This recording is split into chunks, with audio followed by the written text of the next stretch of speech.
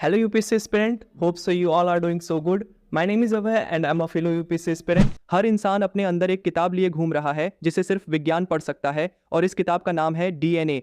यही डीएनए हमारे अस्तित्व की पहचान है और इसी से जुड़ा है आज का विषय डीएनए फिंगरप्रिंटिंग। नमस्कार दोस्तों, स्वागत है आपका यूपीएससी एक्सप्लेन्ड सीरीज में, जहां हम यूपीएससी के हर विषय को आसान भाषा में समझते हैं। आज हम बात करेंगे जनरल साइंस के एक बेहद रोचक और उपयोगी टॉपिक पर, DNA fingerprinting and it's applications.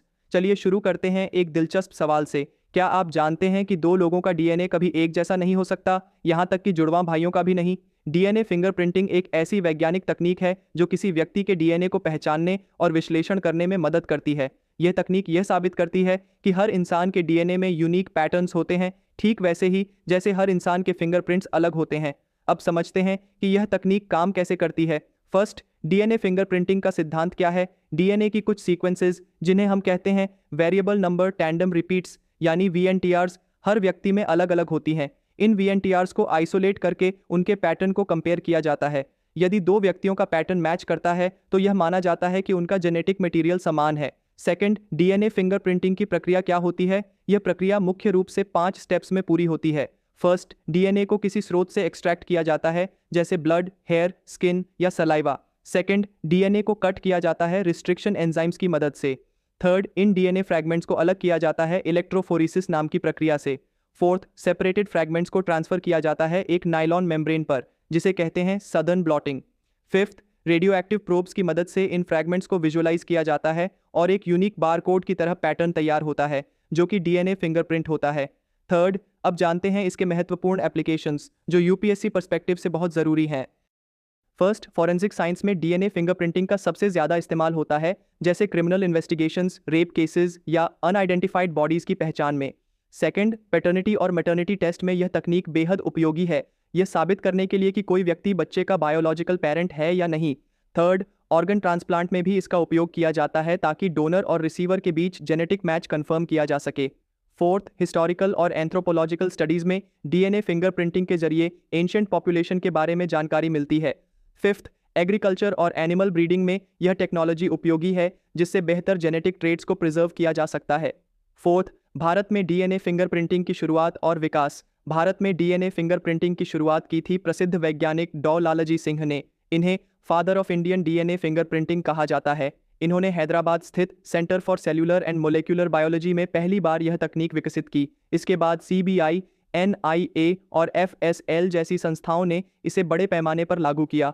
Fifth, इससे जुड़े संवैधानिक और नैतिक मुद्दे। डीएनए डेटा को कलेक्ट करना प्राइवेसी और फंडामेंटल राइट से जुड़ा विषय है, इसलिए डीएनए टेक्नोलॉजी रेगुलेशन बिल लाया गया ताकि डेटा का मिसयूज ना हो और सिटीजन्स की प्राइवेसी भी बनी रहे। अब एक सवाल, क्या डीएनए फिंगरप्रिंटिंग कभी गलत हो सकता है।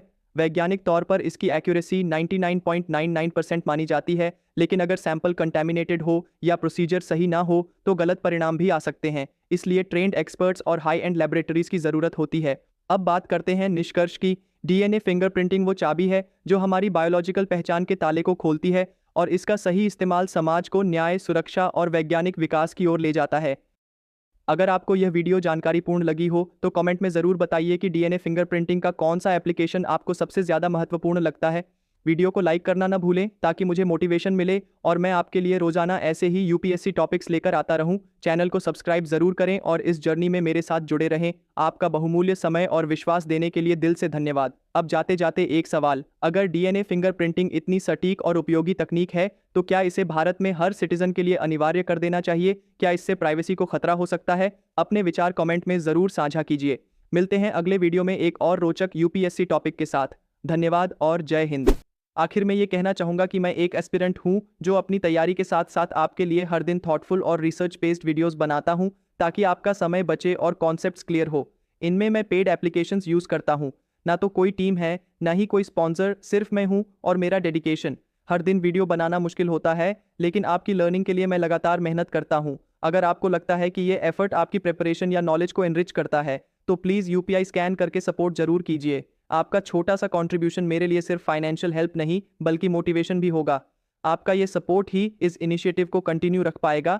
and at the same time it will also help me keep creating high quality videos for you. So हम अपने इस वीडियो को यहीं पे कंक्लूड करते हैं. आपका सपोर्ट, आपका शेयर मेरे लिए फ्यूल का काम करेगा इस जर्नी में. मैं उतनी मेहनत, उतनी एफर्ट और लगा पाऊंगा. सो प्लीज़ आप इस वीडियो को जरूर शेयर करना. Comment down if you have any query, share this video. Thank you so much. तो अब मिलते हैं अपने अगले वीडियो में. Till then, work hard, stay healthy and keep studying. I am Abhay signing off. Jai Shri Krishna.